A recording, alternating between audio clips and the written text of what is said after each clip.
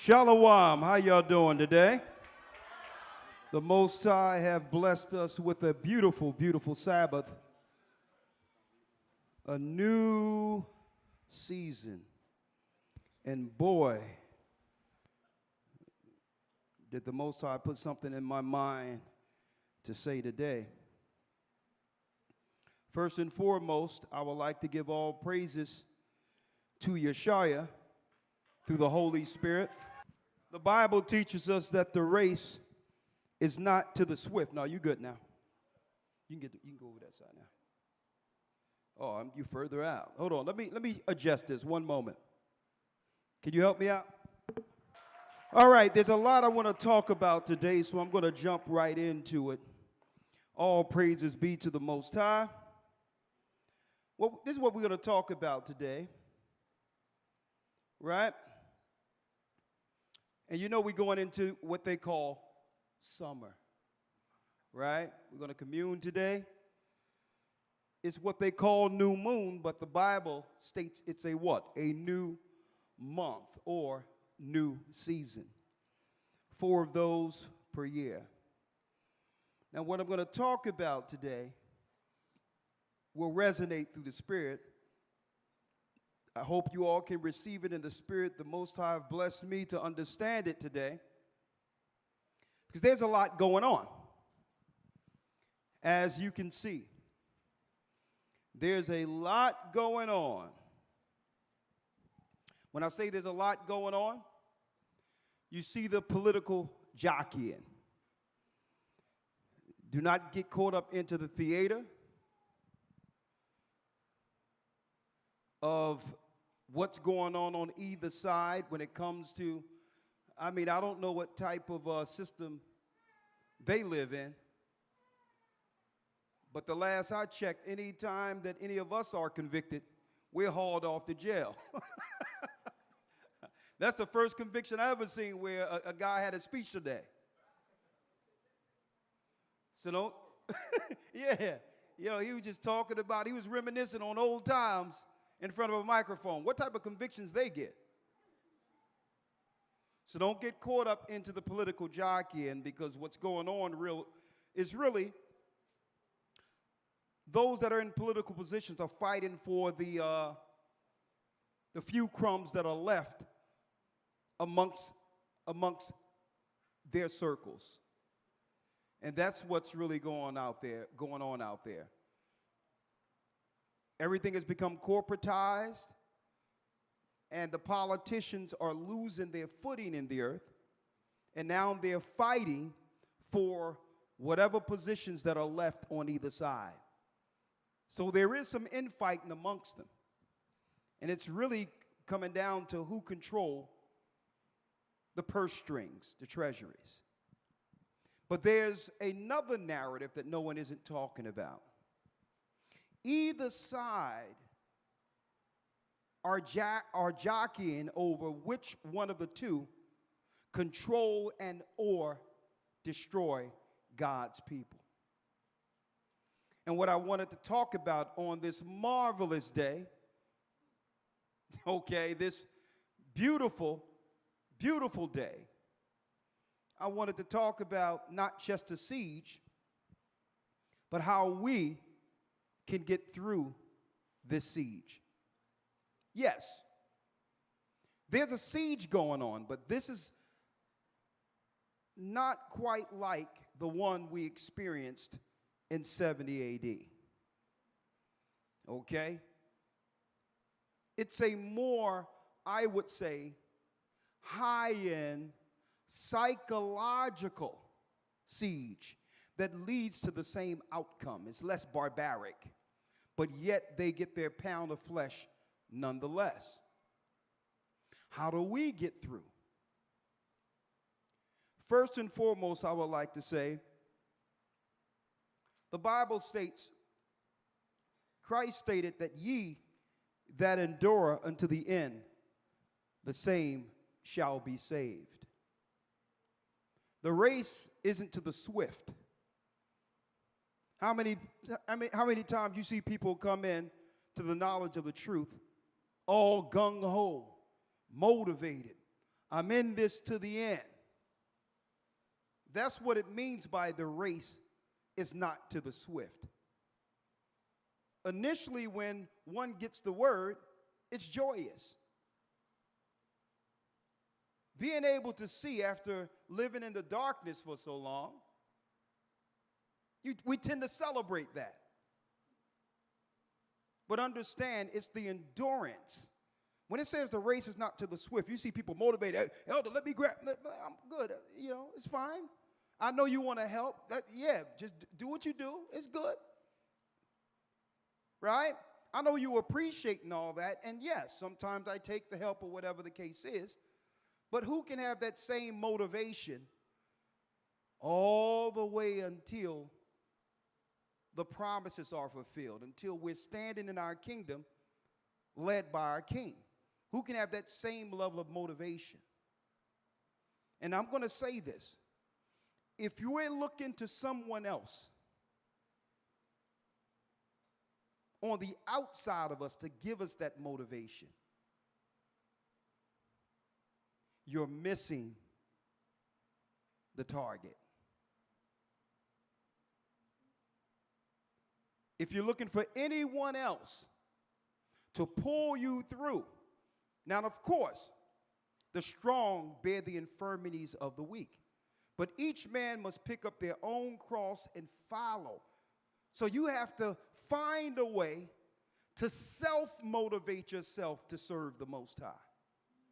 Outside of anyone else, regardless of what you might think about someone else, or whether or not someone disappointed you, or this person or that person, you have that motivation, that spark, that appreciation for the Most High that you receive first day is what drives you towards the kingdom.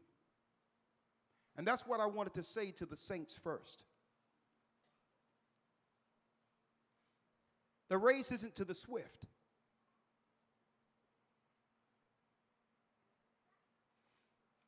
Let me drop this before I go into the lesson. The siege on Jerusalem. Elder Lawyer is not with us today. He's dealing with he's with a family member, but he's helping a family member, but he's with us in heart.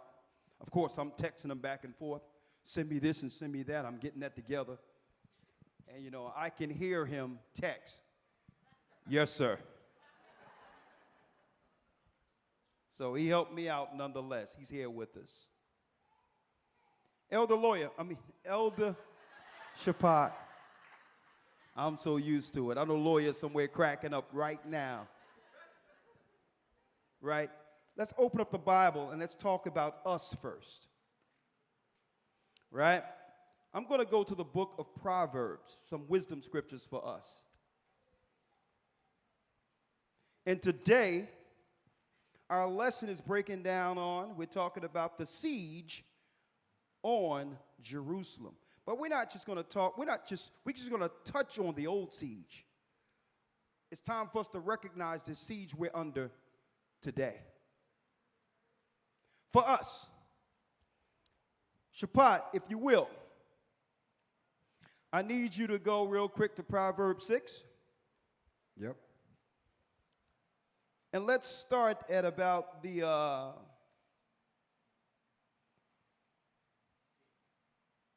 16th verse. Proverbs chapter 6, verse 16. Now, this is what the Most High wants us to understand as saints. Right? There's certain things as individuals, us as the children of the Most High, certain things we love, and there's certain things we just cannot stand. Well, guess where some of those traits or attributes, if you will, come from? It comes from our Maker, our Father. There's certain things he loves, and there's certain things he just can't stand. Read the verse of the lawyer. Shapat. Proverbs chapter 6, verse 16. Read it. These 6 things doth the Most High hate. These 6 things the Most High hates. And I'm starting with us. If the Most High, and He will, pull those through who are worthy, we have to understand what our part is in this and being worthy to be saved. Not just because we're the children of Israel. And I said, you know what? I'm going to go talk to the saints today. There's 6 things the Most High hates. Read. Yea, 7 are an abomination unto Him. 7 are an abomination unto Him. So there's 7 altogether. So we have to understand and measure ourselves to what the Most High loves, but definitely avoid what He hates if we're going to make it through this siege. And Satan, through technology, have made it so convenient to do all the things the Most High said in the Word, I hate. Especially with the advent of the internet.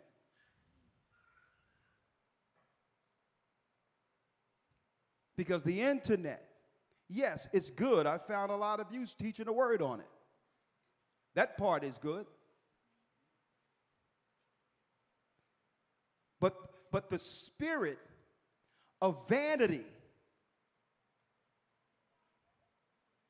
the spirit of vanity has sucked souls all the way in. To begin to indulge in certain spirits the Most High can't stand.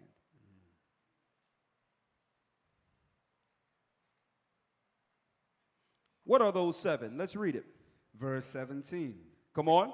A proud look. A proud look. Now check out how the internet have made it so convenient to be proud. To show forth a lifestyle. To be seen by others as some level of success. Check out how the internet have made it so that everyone can fake it. Knowing that we're struggling. Knowing that we're hurting. But you can use the internet to show forth a lifestyle that you can only imagine. And feel good enough simply because people think that's the way you're truly living. Vanity, a proud look. And the Bible states what? It talks about pride. Pride cometh before destruction. And a haughty spirit before a fall. When it says a proud look, I need you to think about this real quick. If the Most High requires contrition, obedience, we have to understand the spirit of admitting and not be ashamed of the state we're currently under, regardless of what people think. If we're suffering, we're suffering. And we're supposed to what? We're supposed to feel that suffering, so to turn to God or AHAYAH for the answers. But if you're suffering and you're operating as if before the world that you've actually succeeded, you have deceived yourself and cut yourself off from actually getting guided out of your current state. It was a time where we can privately feel our suffering without the world looking at it and use that as what? Use that as fuel to change our condition. But today, as long as people think you got it going on, there's no need for ambition. Because there's a clear distraction to keep you away from what? The reality of what your true life is. And one thing about in the Bible when it came to Lamentations, Jeremiah, and all that, you can say what you want about our people when you read about these. We first admitted to ourselves the state we were currently under. And I believe the delusion that's going on in this earth with our people right now, and through that delusion, they're in for a rude awakening. The rude awakening comes when the reality ends, when your delusion ends, when everything shuts down, and at the end of it, you're living with the life you chose, but with no outlet, no internet, just the life every day you try to escape from through an alternate reality on the internet.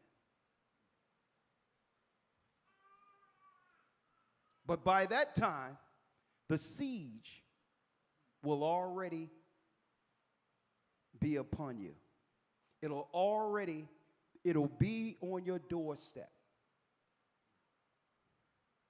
One of these days, the internet and all this stuff is going to go out.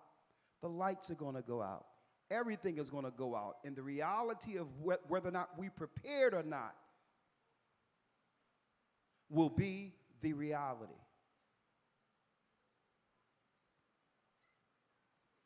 A proud look, what else? A lying tongue. A lying tongue. The world have made it so convenient to lie without feeling any level of guilt or shame. And I see this all the time. I'm looking, I'm like, man, our people are suffering. Why do we portray ourselves online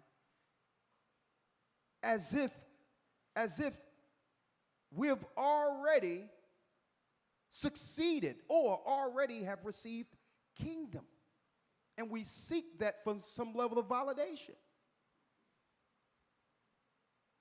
And we begin to lie to ourselves. A lying tongue, and folks, when I'm talking in generalities right now, because this is the world. It's not just what's going on with our people. This is the world. Read. And hands that shed innocent blood. Hands that shed innocent blood. Now, I know some people like to look at that or probably examine that and say, well, okay, it's talking about someone just brutally killing another person, like we see with the Palestinians and the war and all that over there, or what we've witnessed growing up, in our communities. But see, shedding innocent blood is not just through the hand that perpetrated the murder or crime. The shedding of innocent blood comes with what? It comes with sowing negative, expounding negative amongst other people, lying on people.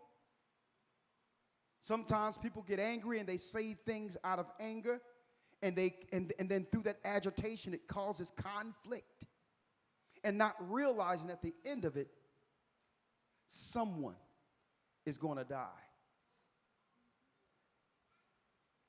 See, and that's what's going on. When I look online, it's just people instigating.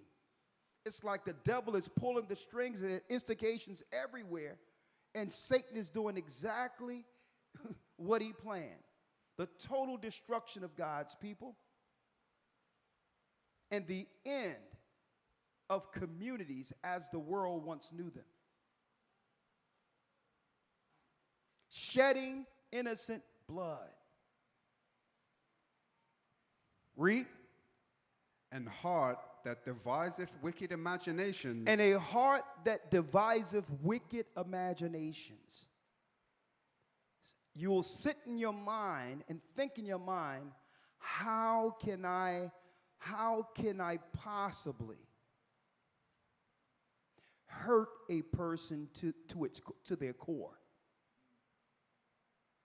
Calculate and instigate conflict. That's the world we're in. Read that last piece again, Elder. Verse 18. And heart that deviseth wicked imaginations. And a heart that sit and calculate and devise wicked imaginations against another person. Or every time you think about a person, and this is where that spirit comes from, when you think about someone, it darkens your heart. You feel some level of vitriol against them. And in your mind, you think you're justified. There's always a reason. Because I was hurt, because I this, because I that. We always have that reason to allow that spirit to come in like Lucifer. If someone could have a conversation with that hurt angel today, he'll run off a long list of reasons why he's turning mankind against God. And with all his wisdom, it would seem logical. I was amongst the angels. I was great up there. I was singing my song, and he was jealous of me. The other angels understood that I didn't mean nothing by it. All of a sudden, he moves me into darkness and trap me down here with you people and say that I must minister unto the image of God, who's man, an inferior creation. He allowed man to repent. But yet, I do one thing wrong, and I have no more access amongst the stones of fire. I was done wrong. See? A bunch of excuses. Instead of saying, you know what? I was wrong. I was out of order. I disobeyed the God of gods. And I'm bringing that into, there's always a justification to feel something dark in your heart against another person. Guess what? People will create a reason to hate another person. And any time, because guess what? None of us are above reproach or negative thoughts. None of us. We all have to go through those stages. But when the thoughts come, it's what you do with them. It's what you do with them. Like, AHAYAH, YASHAYA, I don't like how I'm feeling right now about this person. I don't like it. There's certain things in my mind I don't want to think that negative about this person. But I just can't get over it. And you know what? Know what comes into my mind? Christ. The crucifix. The Most High was at war with us, and through Christ's sacrifice, it gave me another opportunity. So if he can give me an opportunity through these dark thoughts, if he can give me an opportunity when I wasn't worthy, why can't I give my brother and sister that same opportunity? Why should I feel that negative when I've done more negative against the throne, sinning in this world. And soon as I have those thoughts, I go into the bathroom, I say a Lord's Prayer, whatever the case is, I come back out, and you know what? I'm light. The Spirit passed me. I could have reacted, I could have said something in that moment, I could have done something in that moment. So when it comes down to sowing discord or vain imaginations and all that and calculating against your brother, you don't understand. We have to understand that something else is there. And why am I putting this out there before I go deep into this real quick? There's only a few people in this earth, brothers and sisters, who see the world as we see it, who can see what's going on in the earth and not get caught up into it, to know exactly what's going on in the earth. And there's only a few of us in the earth like that. So it's upon us, the church, the brotherhood, it's upon every individual, every saint, to hold on to as many people who can see the world as we see it. We have to hold on to many of those as we can. It's going to get crazy out here. It's going to get crazy. And I'm going to go into it. Then that's why I want to go into the things the Most High hate first, so that we can at least check ourselves. So that it's not about what you feel about me or how I feel about you. So that we don't cross that line when it comes to our obedience and relationship with the Most High himself. So regardless of what issues we might have, we're not going to cross the line with doing things the Most High hates. Now, he's telling you exactly, listen, he can work with many things, but these things we're breaking down right now, nah. There's no tolerance for the 7 things God hates. And it doesn't matter the reason one can concoct in their mind. I'm going to tell you, no matter how you try to concoct it in your mind or justify it, there's still no excuse for it. Next one, Shabbat. Middle of verse 18. Come on. Feet that be swift in running to mischief. There it is. Feet that be fast to run to mischief.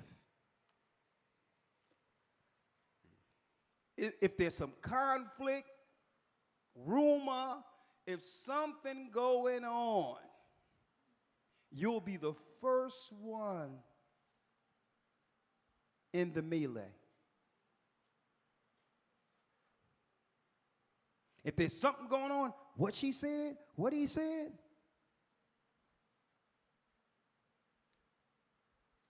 Read that last piece again, Elder Shabbat. Feet that be swift in running to mischief. Feet that be swift in running to mischief. If there's something going on, this person is a part of the rumor mill with it. Like, well, listen, don't involve me in this stuff. I'm just saying, though, nah, I'm good. I'm feeling good right now. Don't involve me in none of this rumor and all this other stuff. There's more important things that are going on in the earth that we must actually prepare for. Read. Verse 19. Check this out.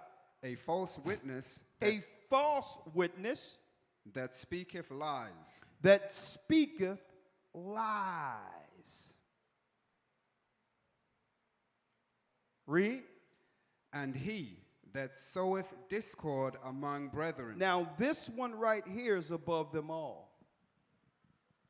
A person who isn't satisfied with seeing the brotherhood in unity, who would sow discord against brothers. And guess what? I've dealt with some trying situations, even while operating in the church, where people would come to me and their advice would have been justified. Like, man, we got to get in front of this. We got to do this and do this. Man, we got to say this on this brother or this sister. And I said, listen, I'm not doing that. I'm not here to hear discord against another brother or sister who, for whatever reason they aren't here. Because whatever I say today, I'm not going to be able to take it back. And what I say resonates. And one day, that brother or sister might come around. So you're not going to hear me. Now, if you got someone just straight rogue, satanic, attacking the work, then that's another thing. But someone we have operated with, we've walked with, we've actually bled with and sweated in this work with, I don't care. Even if someone go all the way off, whatever the case is, you'll never hear me stand up and berate or disrespect someone who have worked within this body publicly. Because the Most High hates that. Think about it. Because if I can do that to that person, what's to stop me from doing that to anyone here? So it's respect for one another, even if we're not seeing eye to eye right now.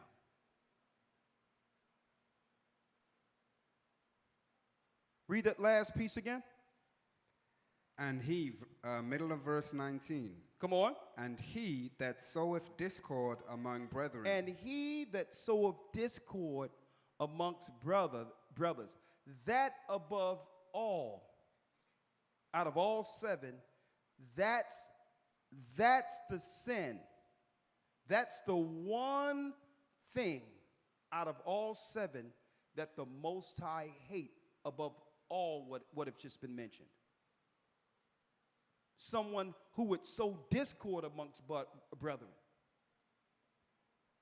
and think whatever they're dealing with or whatever they're seeing is more important than keeping the brotherhood together. And when I say whatever they're seeing, whatever they're thinking, none of us are that important. None of us are above the unity the unity of the faith, having what? Having this church, and I'm speaking of the church right now, who can stand and understand the same thing in this very end times, who need one another. If there's any issues, like I mentioned before, if there's any mentions, any issues, even Christ says, if you got a problem, you go to your brother or sister alone. And if they hear you, you've gained your brother. You've gained your sister. See, but we're living in a world with this technology that makes it so hard because everything that happens is so pronounced. There's a spotlight, a camera on everything, which makes it easier for offenses to fester and divide. And I'm going to show you real quick while we're going to need to really kick in preparation for what's to come. The siege of Jerusalem.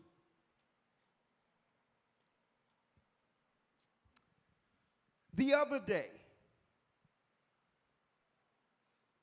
and what led me to talk about this today, the other day, the basketball player, Hall of Famer, Isaiah Thomas, he was amongst some of his family members out there in Detroit. He's a famed, Isaiah Thomas was almost a basketball icon.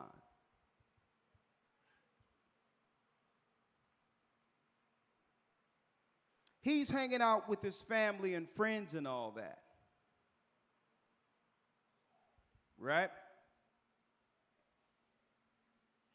And the sun is going down, so, you know, a lot of people don't know it's just his people around. They're hanging out, just a bunch, just look like a regular crew hanging out, just hanging out in the inner city.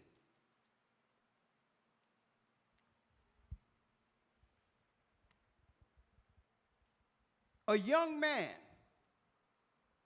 couldn't have been no more than 20, 20, 23, 24. Came out with an AK-47 amongst that crowd. Pointed the AK-47 and says, y'all know what this is. And in the midst of it all, he had on a mask. And Isaiah Thomas, he said this online the other day. He lifted up and say, you Isaiah Thomas? He says, yeah, I'm Isaiah Thomas. He pulled his mask down and took his AK-47 and rolled off.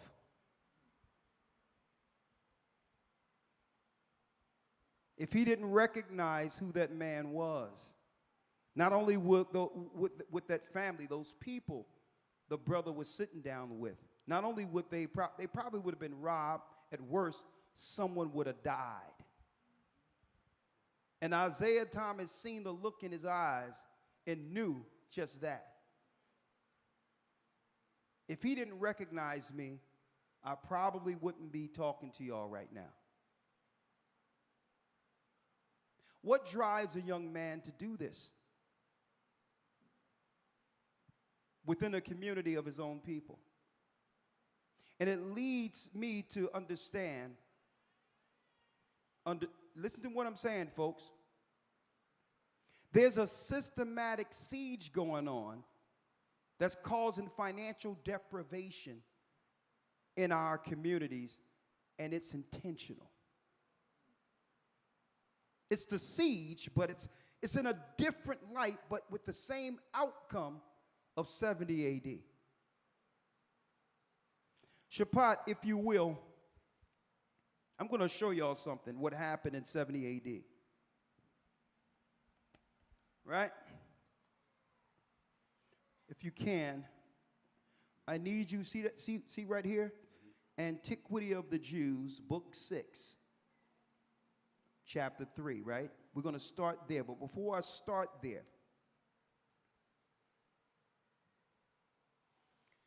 let me tell y'all this real quick. Right now, you have Christians, Muslims, Jewish people, all together at what they call the Wailing Wall. It's a place of worship for all religions in the Middle East, not just Jewish people. You may see some of the Orthodox Jews, or them dressing in all black with their hats on, and they're doing like this against the wall, and they'll write a wish or something in a little piece of paper, and they'll stick it in the wall. And what they've taught erroneously is that they're there well in the wall because that's the wall that's still left from the fall of Jerusalem. Let me give you a quick history lesson here. But no, it's not the wall that's still left from the fall of Jerusalem. That's a lie. So why are they at that wall? Christians, Muslims, Orthodox Jews, why are they at that wall, and what unite them together to pay homage there? Well, it's not the wall or what's left from the fall of the temple of 70 AD. When you look in history, it's nothing other than what? It's the fort of Antonia. Someone says, well, Elder, what you mean the fort of Antonia? Well, they giving reverence to whatever God they serve at that wall, because that was the fort that protected the Roman armies when they sieged Jerusalem. The Roman armies were held behind Fort Antonia as they conspired to take down Jerusalem, which led to the suffering at Masada. So what they do there is pay homage to the God who gave them what? The fortitude and guidance to destroy our people. And they turned that particular fortress wall into a shrine.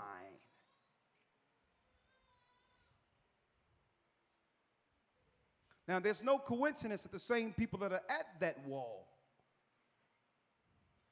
are now in our communities with another siege.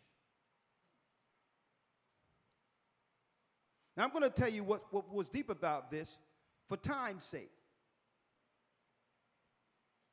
We were too strong of a people for the Roman Empire to just come in and take us down in 70 AD.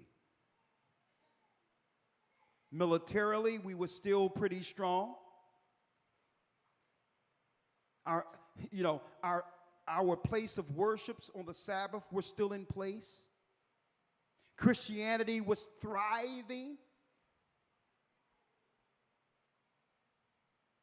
as the new way of belief. I'm talking about the true Christianity, not that stuff we see today. We were thriving in 70 AD.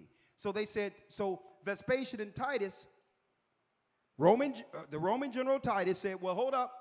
We cannot engage these people because why? For sympathy's sake, if we do it wrong, they'll have the moral high ground and the world will rally behind them. And if we engage them together, they can join an army to rival us because some of their people are actually in our armies too. So the men looked at him and said, so what shall we do? Let's wait them out. Let's wait them out. This is what we'll do. We'll build a trench around them. We'll build a trench around them and will not allow them to be able to come down to the banks to get water. Any resources they have, they'll need to survive on those resources. If they come down to get any resources, we'll pick them off one at a time. If their children come down, we'll grab their children. So how long are we going to do this? I'll tell you what, as long as it takes. 7 years, brothers and sisters, 7 years.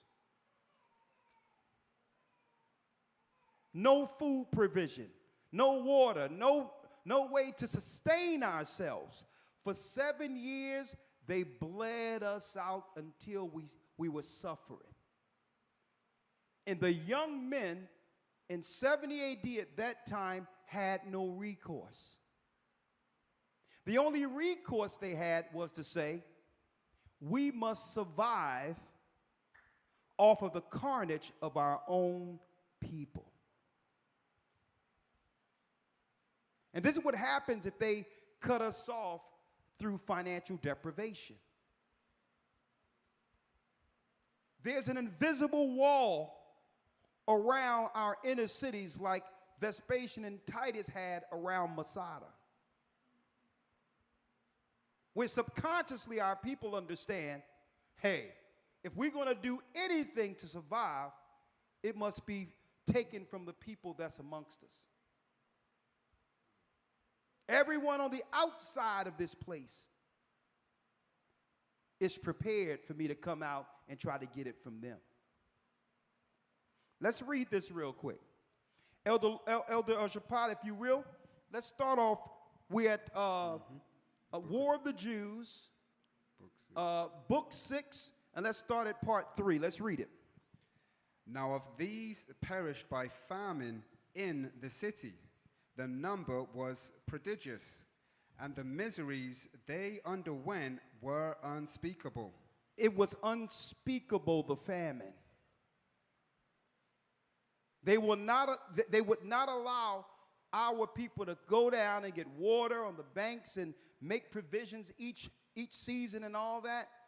The famine was unimaginable in Jerusalem. Now, it was prophesied.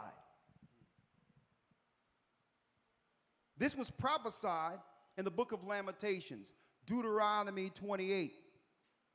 It was prophesied. I'm going to get the scriptures in a moment. And those that didn't take heed were left to feed, literally, off of their own people. That's where we are, folks. Now, a lot of our people don't know that that's what's going on. They're just in survivor mode. They don't know, but that's where we are. I need y'all to think about this. Think about you're living in an environment where you have to think of whether or not your life hangs on the balance. If you're seeking to go and check out your own family and your own people, you have to actually gird up yourself to defend your body alive, to go see the people you grew up and loved.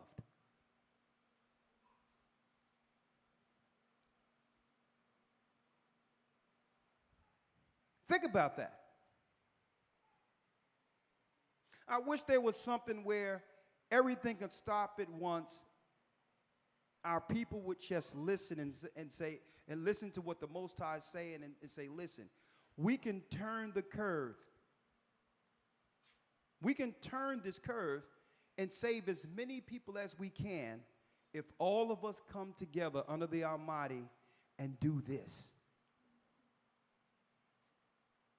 We could save a lot of people. But according to what I'm seeing, it's an impossibility.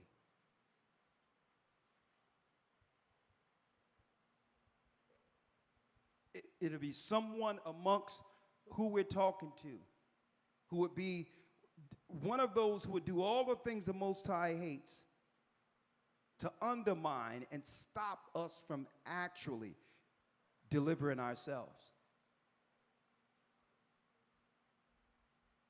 And it's a shame. So the famine was deep at that time. Come on.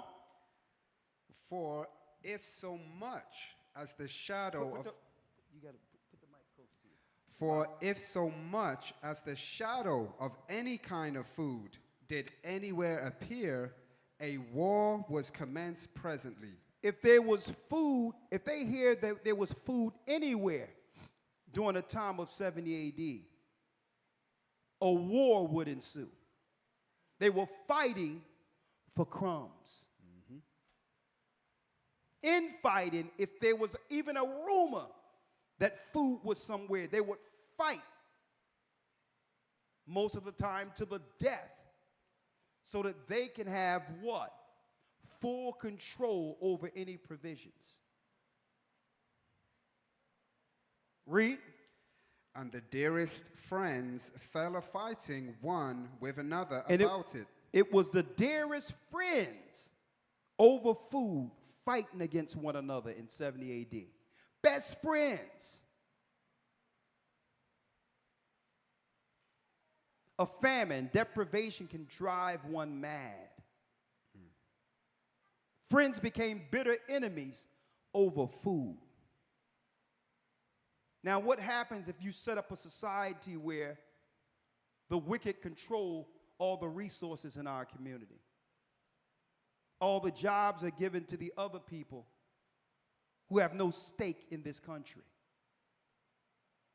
all the stores and all the commerce is given to other people while the people are preyed upon in the city and starve and, and are now at the behest of strangers.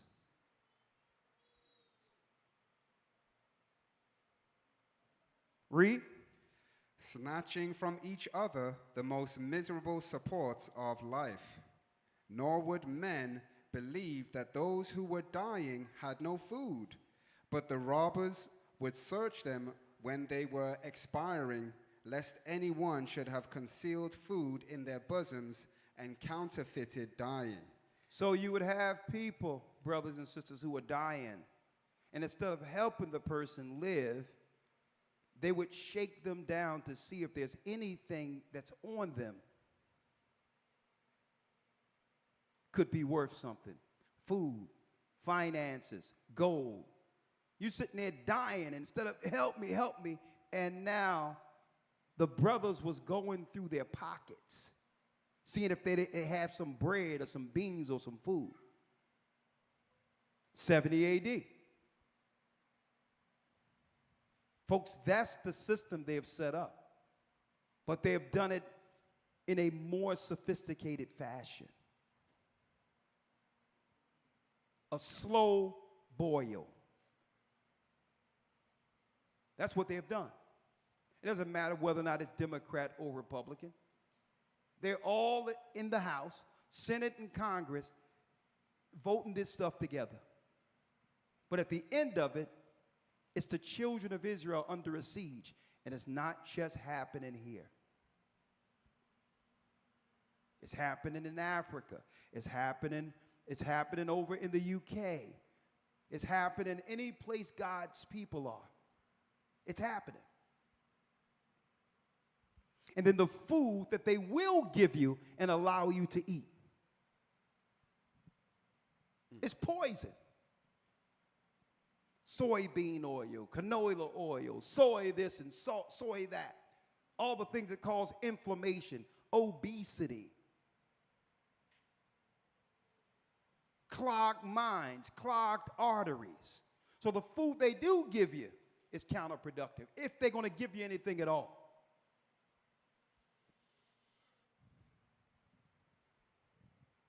Read. Nay, these robbers gaped for want and ran about stumbling and staggering along like mad dogs. Like mad dogs. These weren't barbarians here. These were the children of Israel who knew they were Israel in Jerusalem when this happened.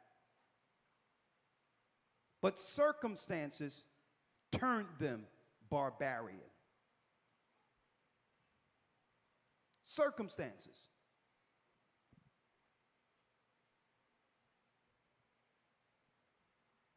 Read on. And reeling against the doors of the houses like drunken men, they would also, in the great distresses they were in, rush into the very same houses 2 or 3 times in one and the same day. Look at that. Sometimes they would go into the same houses they pillaged 2 to 3 times and say, hold up, I might have missed an area in this house that have something. Now think about you living in your house and you got some bandits coming through 2, 3 times a day. You got something.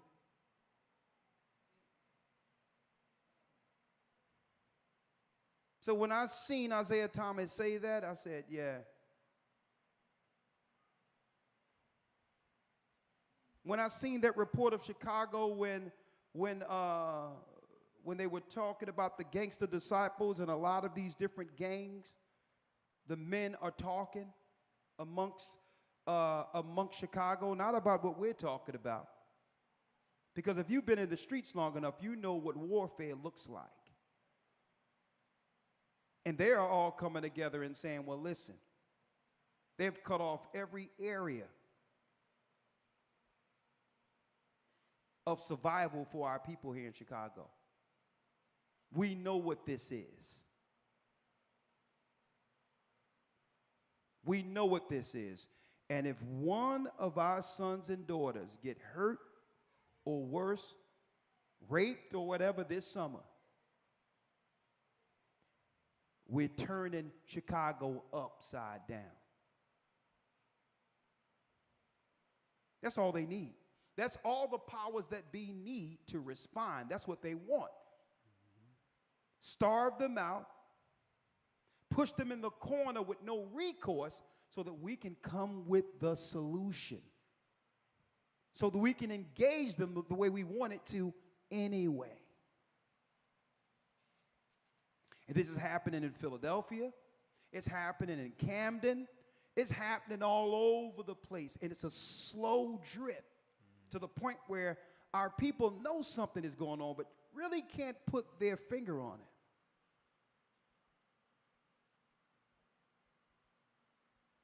Really can't put their finger on it.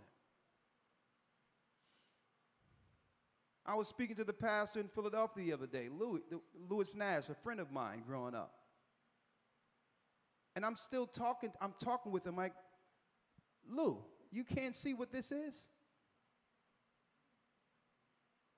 He's telling me about 5 Asian guys who came together and became tycoons like the Rothschilds in the Philadelphia area, and he spoke to one of them, and he's getting some tips on what to do. I'm like, Lou, don't you think if they wanted to, that it could have been 5 men like you? The guy you talking to is your replacement. What are you talking about? They supposed to be in Chinatown. What are they doing on Girard Avenue? Giving you some insight, when really it was you and others voting for them to be black and brown people to get full control over the purse strings. They don't have no feel-good rag to riches story. They're using the money that belonged to you to buy up these properties. And he said, I'm like, is it clicking now? And he said, well, anyway. Okay. I'm like, that's what a siege looks like. How can you sit and take advice from your replacement?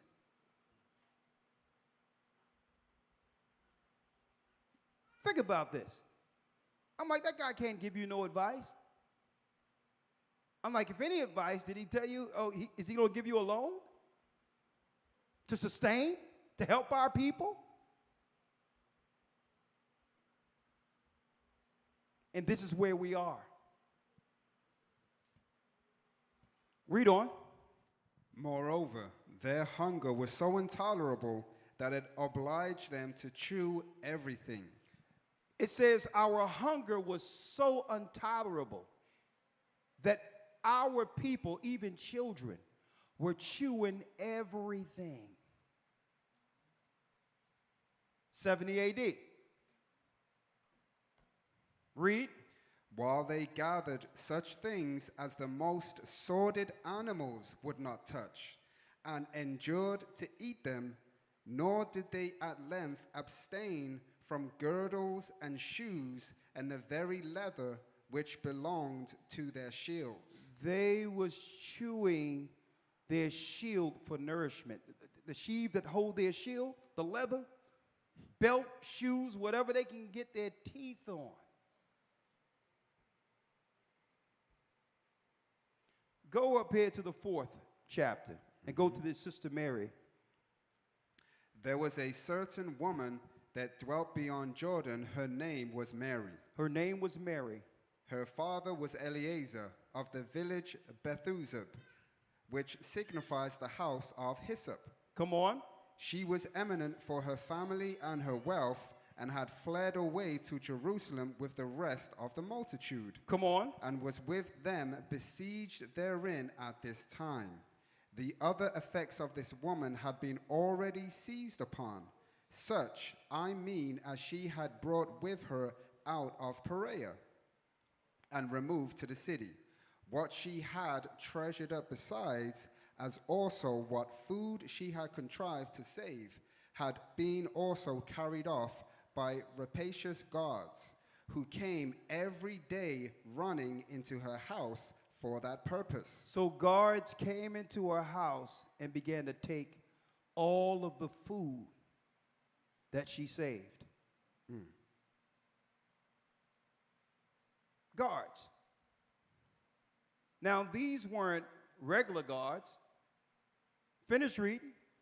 This put the woman into a very great passion, and by the frequent reproaches and imprecations she cast at these rapacious villains, she had provoked them to anger against her. Come on. But none of them, either out of the indignation she had raised against herself or out of the commiseration of her case, would take away her life. Come on. And if she found any food, she perceived her labors were for others and not for herself.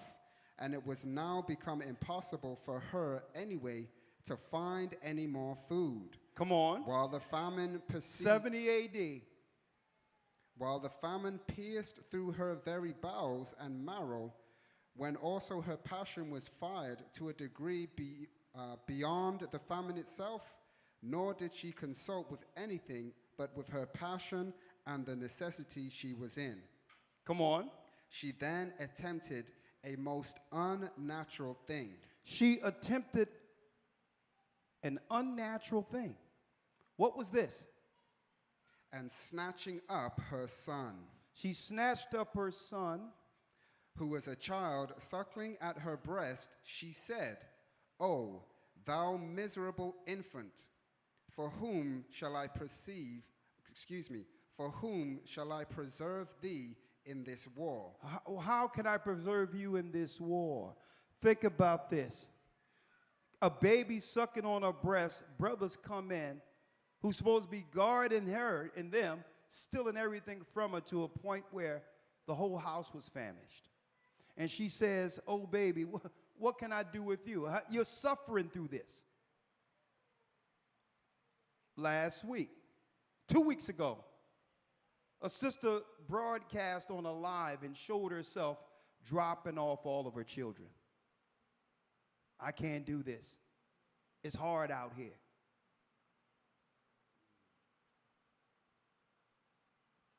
It's hard out here. Just dropped off all of her children. See, they're doing it in a way where we can accept what the siege is, because it's not as barbaric as what you read in history, but it's really the same outcome. But listen to this. Read.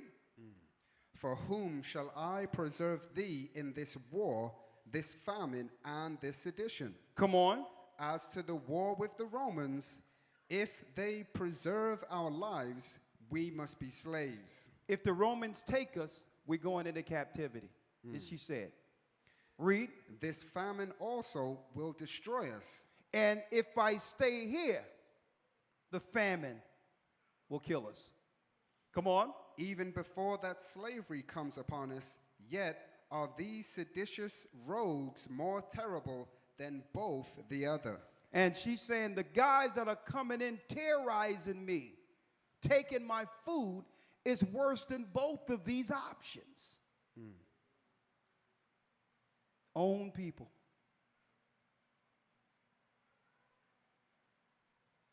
Read. Come on, be thou my food. Be thou my food. Now, this is so deep when it comes to descriptive in the book of Josephus. I'll just quantify it for you. Her baby ended up dying. When they came in the next day to get the food, smelling something, it was only half of the baby left. She cooked it. And they took the other half. And this is why Christ says, "Woe to them that give suck in that day." That's what's going on now. But instead of it being so heinous as I'm describing, people are choosing to delete their babies. And there's legislation on the books that would allow them to delete their babies even months after they're already birthed. Because they know that things are going to get so tough that that is going to actually be a viable option.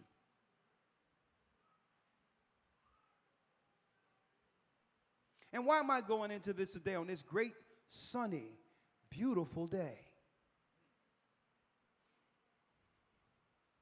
This is why I'm going into it. When things was cut off and people didn't understand whether or not the earth would open up, when the earth had no uncertainty, when people thought that, oh, this is it, this thing gonna be closed down forever. Babylon is about to go down. The shops are closed. You can drive down the street, it's like a ghost town. Even Times Square was empty. When it was like that, there was standing room in this place only.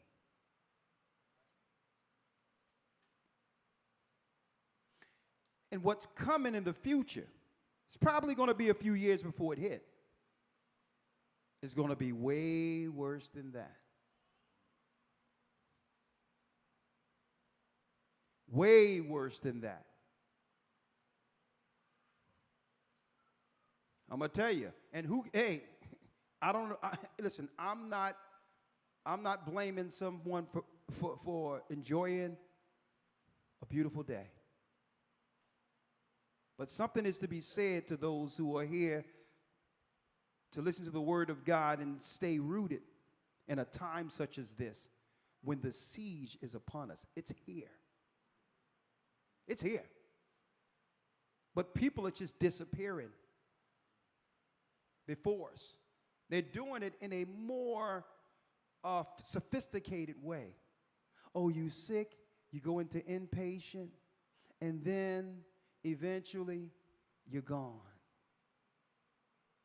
So it's still the same siege. The quality of life for the poor is tough. A tough quality of life. No support out there. I thank the Most High that we have each other. But the world, the inner cities, aren't operating like this.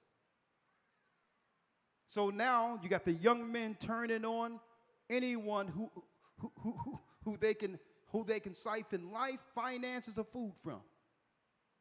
And then the enemy is coming over. Hospitals, pharmacy.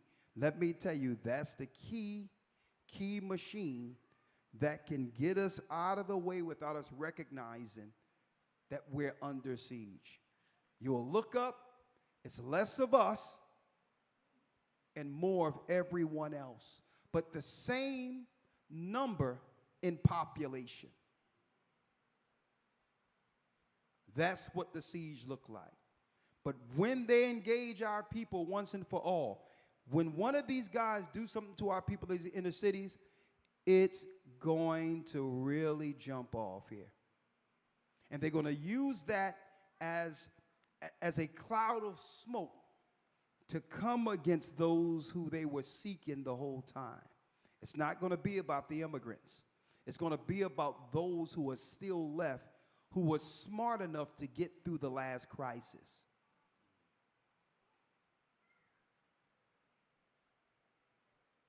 I spoke to, on Patreon yesterday, a sister called in, and I thought about it. She says, Elder, I was a nurse. They wanted me to take the stuff, and I didn't take it, so I end up losing my job. But I end up getting a seamstress job. I end up getting a seamstress job making military clothing and sewing on stuff for the military. I'm like, interesting. She says, Elder, you got to see these people. What people? Man, there's Asians over 6-something feet tall. Every name I'm sewing for their uniforms are foreign names, whether it be a Lebanese name or an Asian name, or rarely do I get a Brown or a Smith anymore. All of the names are foreign names for the uniforms. So what's going to happen? When our people understand that we're under a siege and begin to react for the sake of surviving, they're going to use that as a pretext to have the foreigners come in with American uniforms. And it's not going to happen all at once. It's going to be, initially, it's going to be a thing where it's just to keep order. And I'm going to tell you all this. When the Bible says, when you shall see Jerusalem compassed with armies, flee into the wilderness. I'm going to tell you this right now. When it happened during the time of so-called George Floyd and all this other stuff, in major key cities, they had the National Guard out protecting stores, just to get us used to the optics of what's really unconstitutional. Under posse comitatus, you're not supposed to have a standing army within the cities. So they already conditioned the people to actually receive or understand or accept what was once considered treason. Treasonous laws would have it where if you march your army into the city. So when it happened, it's not going to be bloodshed and all that initially. It's going to be, I'm so glad they're here to calm things down and bring some order. But this is when you're going to recognize it's 70 AD again. When after all of the melee ends, they're still there. See, one thing about the George Floyd and all this stuff, after the election, after they was able to finesse and do what they needed to do to get, because they needed these 4 years to totally put Jacob, our people, in financial deprivation. They needed every last bit of those 4 years. So even during George Floyd and all that, folks, all that was a distraction. It was about the election. I'm going to tell you that right now. So look for it to be another melee created on the other side now. And this is why I'm looking at what's going on with Trump, where now the Republicans are incinerated like we were incinerated as a people under George Floyd. This is when you're going to know the siege is here, because initially, listen to me clearly. I'm going to break it down historically for you. Why did we allow armies to frequent Jerusalem? Why? Well, I'll tell you why. Nero, I mentioned this before.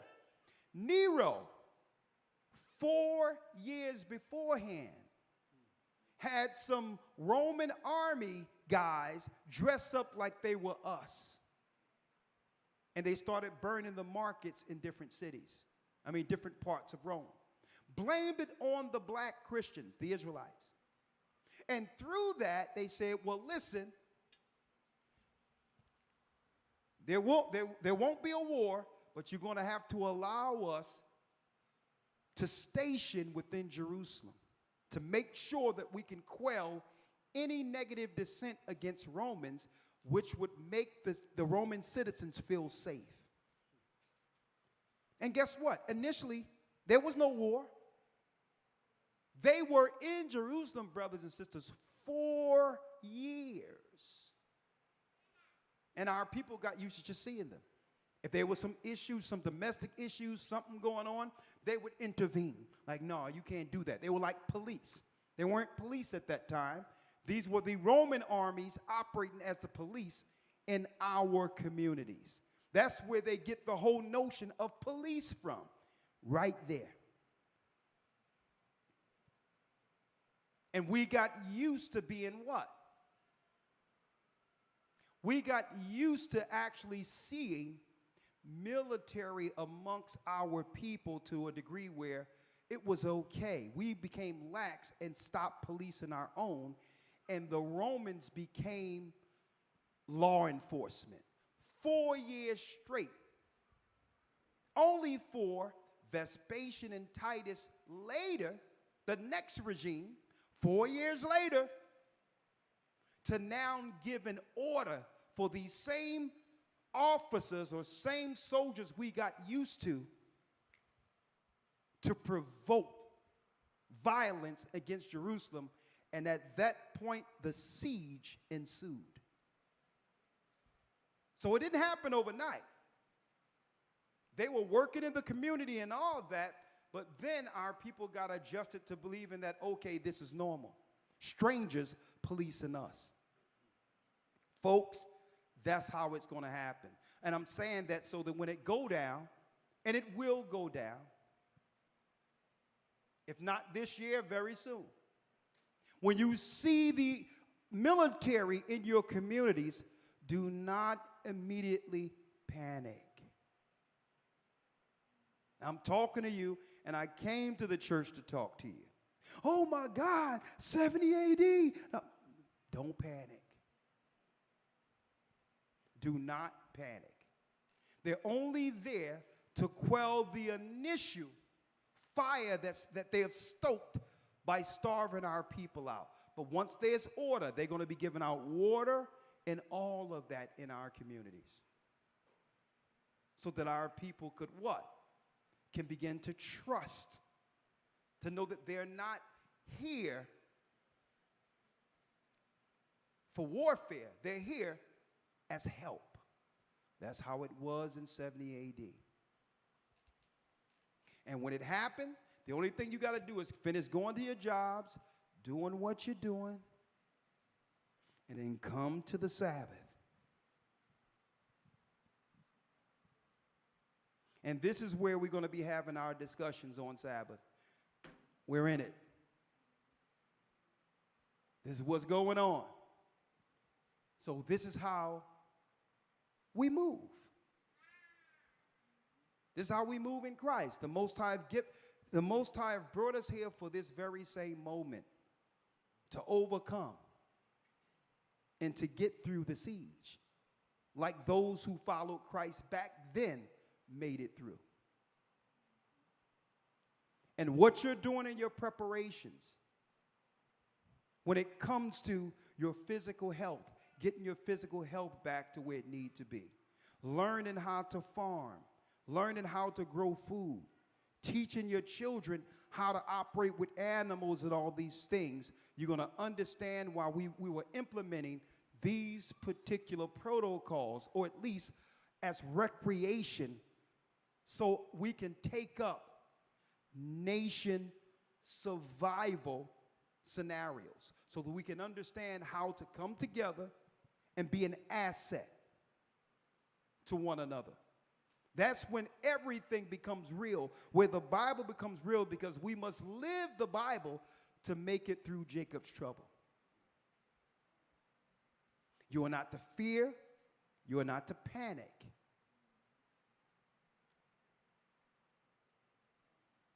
You are not to fear. You are not to panic. Why? We've read this script before. We've read it before. And hence the reason, brothers and sisters, this is why I take time to do things and set up scenarios in which we can celebrate one another, understand one another, appreciate one another, like we will do next week. In the midst of this whole thing crumbling, the nation stands, and the church and the brotherhood in all white will show the world what's read in the book of Revelations when they're all white holding palms in their hand. And this is why I celebrate that in the midst of all this trouble. Because we're going to need each other. And the resources that we will accumulate in the time of plenteous will be parlayed over into families who's going to need it. That's what it's about, surviving it. It's one thing about preaching and this, that, and the other, but the Bible has it all. It has preaching. It has admonishment. It has wisdom. It has counsel. And it also it's a survivor book. It's a book you use to survive with. And I'm going to be talking about that tomorrow in the academy. I need you to get this real quick for me.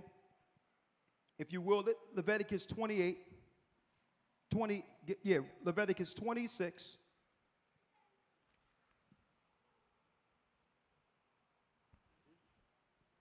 Hold on. Let me grab it here.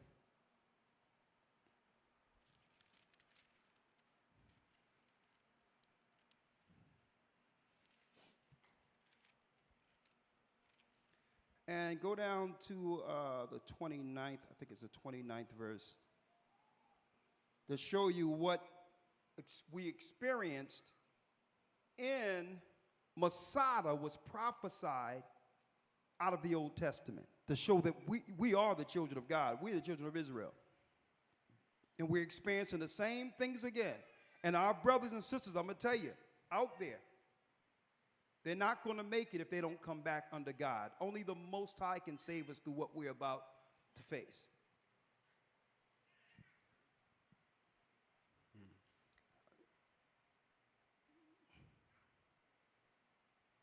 Let's start at the 28th verse.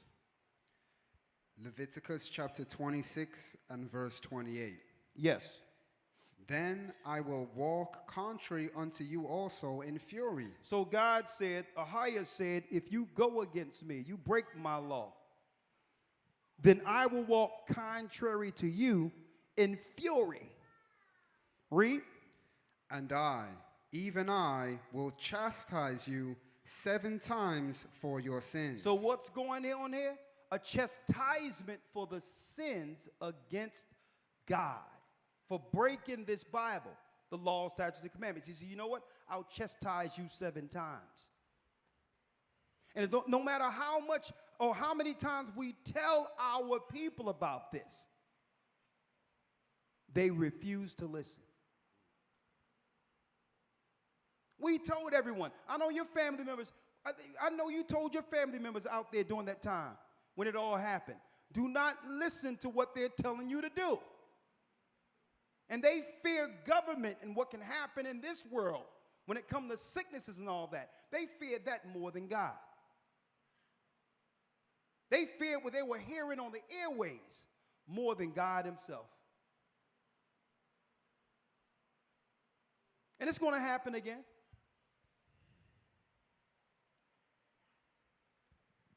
Then I will walk contrary unto you also in fury, and I will chastise you 7 times for your sins. Read the 29th verse. And ye shall eat the flesh of your sons. You shall eat the flesh of your sons. Read. And the flesh of your daughters. And the flesh of your daughters. Read. Shall you eat. That happened in 70 A.D. And there was videos out there a long time ago, right before the so-called, well, during the pandemic, showing these people from Planned Parenthood talking about what they use some of the, I would say, deleted children for when it comes to food products. Putting that in food products.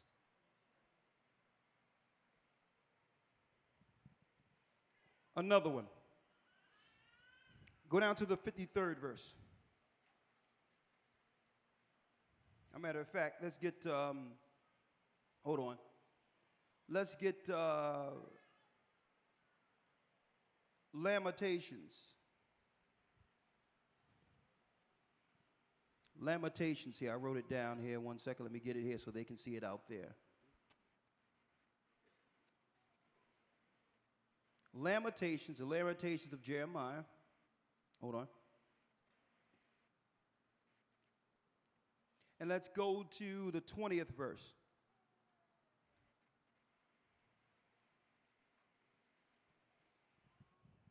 Lamentations 2 and 20. Right? Let's read that.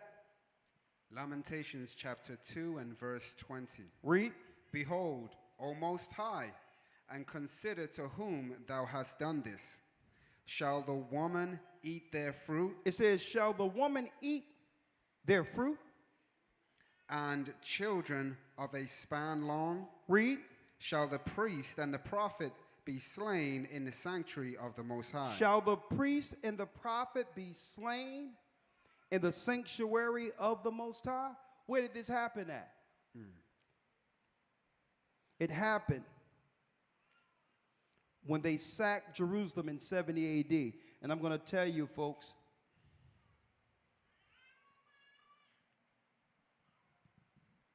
they weren't done. They weren't done at 70 AD. We got away. A lot of us got away. We fled into Africa in different parts. Eventually, we were taken down by Ishmael and Esau. Under their religions and under those captivities, we built their constructs and their power. And now the Most High has arisen, has awakened, a better word, the children of God again. So now they are circling the wagons like they did in 70 AD and saying, you know what? We need to finish what we started because the children of Israel understands now. They know. They know now. And this is what we're seeing playing out politically in the world right now. How they put stamps of third world and diseases on our people in Africa. All of that so that they can do what? Stunt our upward mobility to make it where our people cannot operate equally on an equally footing with first world countries, even though they're walking on diamonds, they're walking on minerals and resources, but they have intentionally deprived them. Why? Because Africa will be the final siege. They've already done things to try to restrict people from being able to travel there without jumping over hurdles. And it's not just because they don't want you there. It's because they want the people in Africa to stand still while the Chinese and all that is over there, who are now the same army we read in 70 AD. It's to destroy the villages inward and to come against the priests and the leaders over Africa. So people are going to ask, well, if they're going to do this in Africa too, how will we escape? Where will we go? Where will we be? Christ says when you're persecuted in one city, flee into another. Wherever the Most High had us establish churches, our refuge. Where two or more gathered, he's in the midst. He had us go out first to establish that so there would be refuge. So there were not going to be no one permanent place you can stay. The Bible says be like pilgrims in that day. Be ready to, okay, the gig is up here. Let's go over here. We're going to have Sabbath. We're going to eat. And we're going to enjoy the saints of the Almighty. And the Most High is going to carry us just like that from one station to the next until we're all in the wilderness. And it's not my word. It's in the Bible. Anybody sitting in one place will be a sitting duck.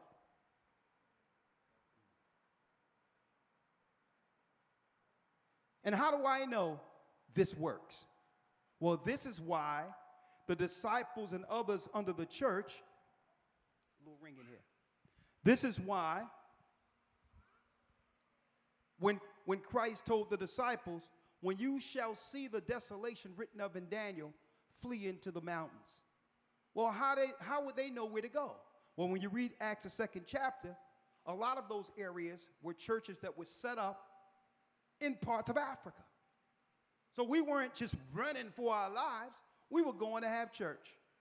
But we got out before the final siege. It wasn't as if they seen the armies there and say, oh, let's run now. No. People filtered out normal as they travel. They traveled and just didn't come back. Are you follow me? So it's not like you telling people, oh man, no, he's going on vacation. Where you going? Oh, you don't worry about it. I'll reach out to you. You don't got to be rapping, oh Lord, the world is coming to an end, the fire coming down, and Lord, you better get out. You going to come with me? Let me tell you, anybody you got to ask to come with you, you don't want with you. It'll be just like a regular old trip, and guess what? They were like, man, he been out 2 weeks, 2 months. Oh, no, man, the sun is great here. Don't worry about it, FaceTime me. It's good. But that's how it's going to be. It's not going to be no mass exodus like we seen coming out of Egypt. It's going to be like it was in 70 A.D., where our people knew to filter out and knew where to stay when they seen the armies in mass numbers. They didn't, it was like, it was like the army would open up and let you through the city gates and all that. They were there. Like, yeah, all right, I'm traveling. Yeah, I'm out of here. Okay, but you didn't come back. That's how it's going to be. And just let me tell you, in operating without any level of order and or organization is a death wish. All these people talking about, well, the Most High is going to guide me, and I'm in the Bible, and this, that, and the other, and I know what to do. Guess what? That's cool. But the Most High, through Christ, had a church. And it was Christ who told the disciples how this thing is going to go. And it must be organized. It must be in the spirit of Christ. Genuine people and care for one another who bonded a relationship through time so we'll know who to trust. Last thing, and then after this, we can do communion.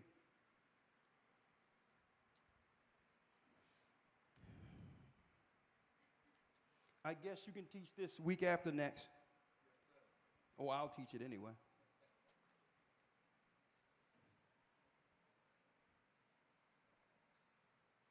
I need you to read this real quick.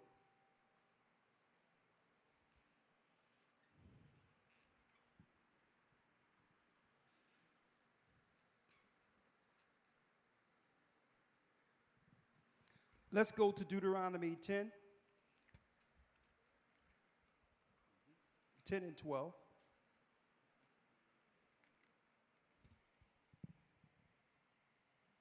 So like I said, I had a meeting with the leadership a couple of weeks ago, and I said, well, listen. I said it just like this. I said, listen. If you know that you're a little bit on the girth side, if you know you got some weight on you, get a personal trainer and get to a gym. And I said, if you're suffering with finances, the church will help you. And that's what I told the leaders. The church will help you get your health together. Because I'm going to tell you, in 70 A.D., when it was time to do what you had to do, everything had to be straight. So I know how hard it is to say, well, okay, I've always been this way, or whatever the case is. Hey, this is not shaming nobody. You know, and I say it to the deacons and elders and all that. You know in your conscience the Most High have been messing with you and telling you, listen, it's time for you to get your health together. Health is life. This is not about shaming anybody. It's about being prepared the best you can be prepared. And then at the end of it, you're going to feel good about that work, the perseverance it took for you to get your body together, you're going to find out that that operation with your body gave you more clarity. You're going to find out that it wasn't just your arteries and all this. You're going to realize that when you clean it all up and you get nice and fit, that your mind will clear up. They have targeted our people with bad foods and all that. It wasn't like when we were growing up, where the majority of the recreation was exercise. We went into a whole era where there was not much sit-down jobs. And I'm saying right now, hey, it's time to get stationary. Get your health together. Okay, you don't have to become, you don't have to become a bodybuilder or anything, but start working and you'll see the results. That's the physical side of things. You don't got to pray before everyone, but I make sure 3 times a day I go into a bathroom. Either in the morning I do it, in the middle of the day I do it, and at night I do it. And pray to the Almighty, even if it's the Lord's Prayer. And ask the Most High to deliver us from these troublous times. They're not upon us, brothers and sisters. Those times are here. They've just perfected the way to get rid of the bodies to a degree where we can't see it. It's a cleaned up way they've done this, a sophisticated way of laying our people down without any of us understanding what's really going on.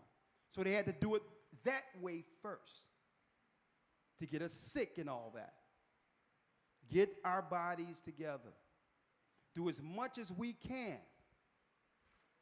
Do as much as we can to prepare our bodies to be without any medication.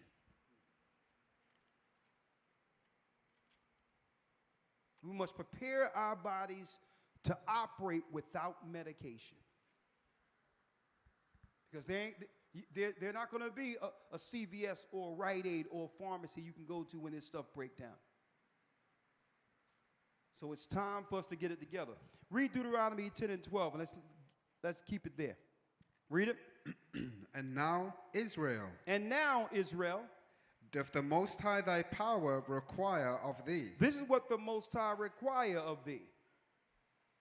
But to fear the Most High thy power. We are to fear him.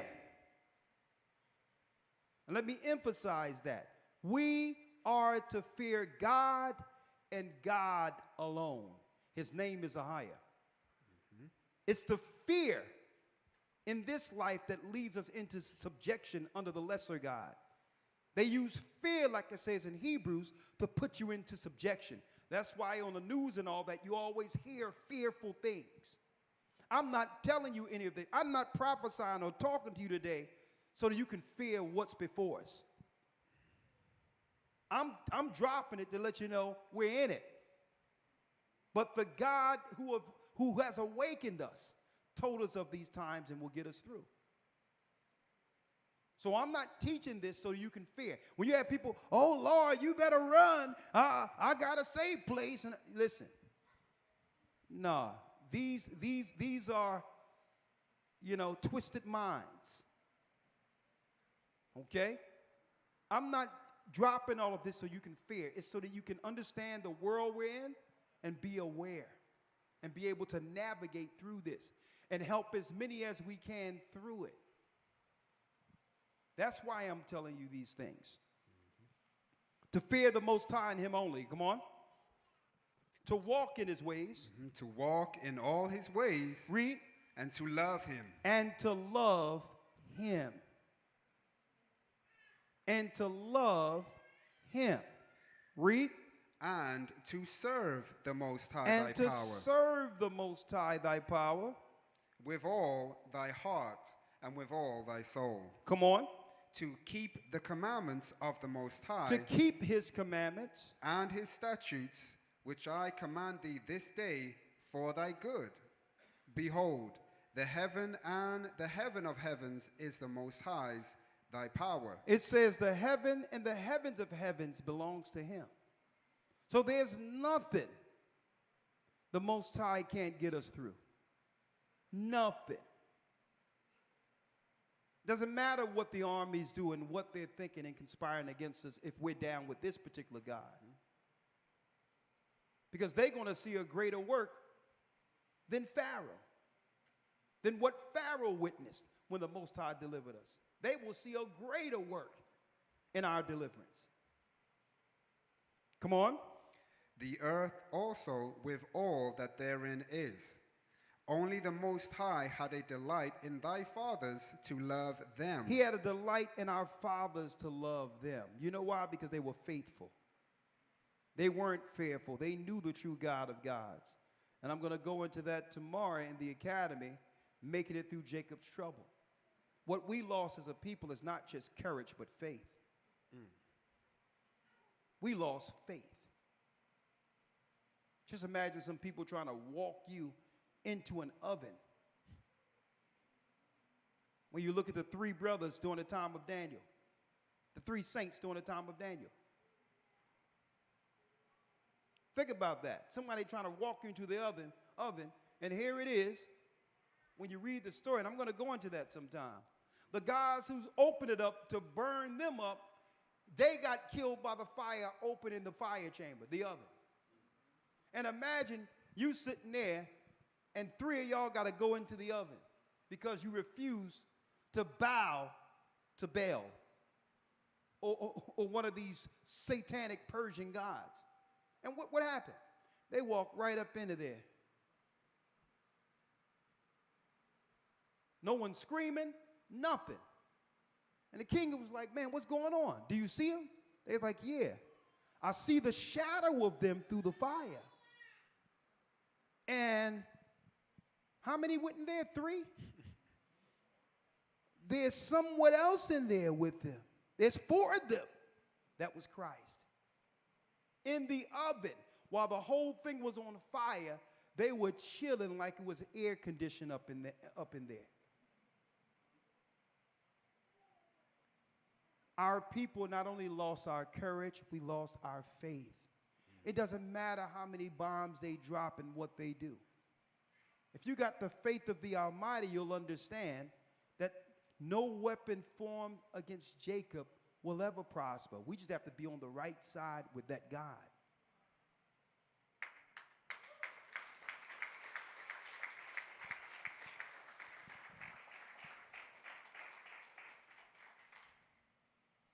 Only the Lord had a delight in thy fathers to love them and chose their seed after them.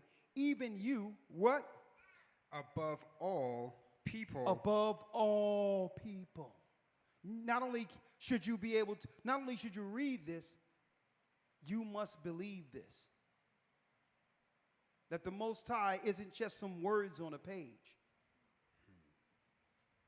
It tells us right here that he chose us above all people.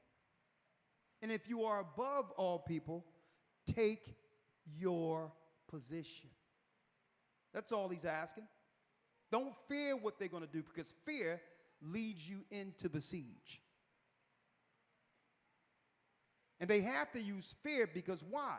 If they were to engage us, they would lose. The same as it was with Vespasian and Titus. So they must use fear tactics and psychology to get us to delete ourselves. Self-destruct. But they have to use the fear tactic to do so. We're ending it here. Read. Verse 16. Circumcise therefore the foreskin of your heart. And that's the circumcision that matters. Circumcise therefore the foreskin of your mind. Read. And be no more stiff-necked. And be no more hard-headed. Hence the reason why I went into the 7 things the Most High hates. Even if we follow those principles, the 7 things that the Most High just hate and stayed away from them, 9 times out of 10, we're in the right spot. Because, because at least we're not fragmenting relationships. At least we're not fragmenting relationships. 17. For the Most High your power is the God of gods. He's the God of gods. And Lord of lords. Lord of lords. AHAYAH is his name. His name isn't Jehovah. His name isn't Yahweh. His name isn't Yehoshua. Yahuwah. His name is AHAYAH. That's his name. The Lord of lords. A great power. A great God. A mighty and a terrible. He's mighty, and guess what? He is terrible. When you fall on the wrong side of him. And you would rather fear him than what we're seeing coming down the pipeline prophetically. We're going to warn as many people as we can amongst our people, but the majority of our people are going to fall in the siege. Not because any of us would like them to. They're going to choose it. They're going to choose following these traps, and they will die in those traps. And it says, and regardeth the persons, what? Which regardeth not persons. The Most High regardeth not persons, read. Nor taketh reward. Nor can you bribe the Most High. The most you can do is serve him. And when one asks, well, what is that serving him? Well, he have raised us from the womb to be a servant. Well, what exactly is that? Well, what do you want to contribute? And whatever that is in your mind is your part. So everyone has a place. Everyone has a part in the ministry. Everyone has an opportunity to contribute something. That's your service.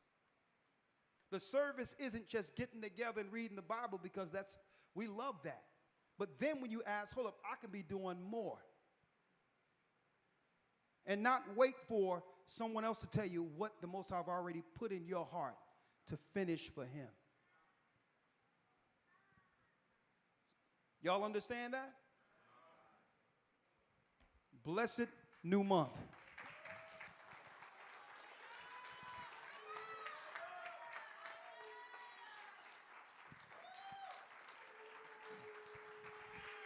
Let's give all praise and honor to the Most High God. AHAYAH is his name, and his son's name is YASHAYA, the anointed, for that prophetic, timely lesson. Brothers and sisters, we're at the time where we're going to take our communion. I pray everybody has it. I've seen them give it out. If anybody doesn't have it, just raise your hand. Everybody should have it. Praise the Most High. So we're going to go into the book of 1 Corinthians chapter 11. Right? Starting at verse 23. For I received of the Lord that which also I deliver unto you, that the Lord YASHAYA, the same night in which he was betrayed, took bread. And when he had given thanks, he brake it and said, take, eat. This is my body, which is broken for you. Do this in remembrance of me. The water, elder. In the name of AHAYAH, Ba'ashem YASHAYA, this blessed bread, we take, eat, and ask the Lord to bless us. In the name of YASHAYA, Thawadatham Yad Aman, take, eat.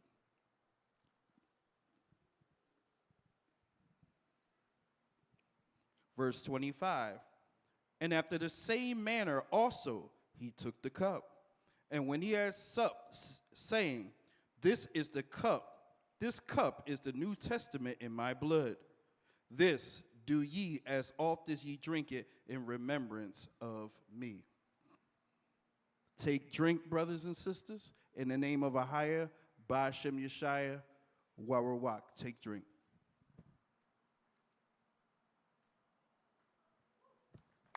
Wow. Let's give the Most High a hearty praise for his son YASHAYA, the anointed. And we're going to take this spirit and this praise all the way down to Augusta. Let's get the Most High some praise.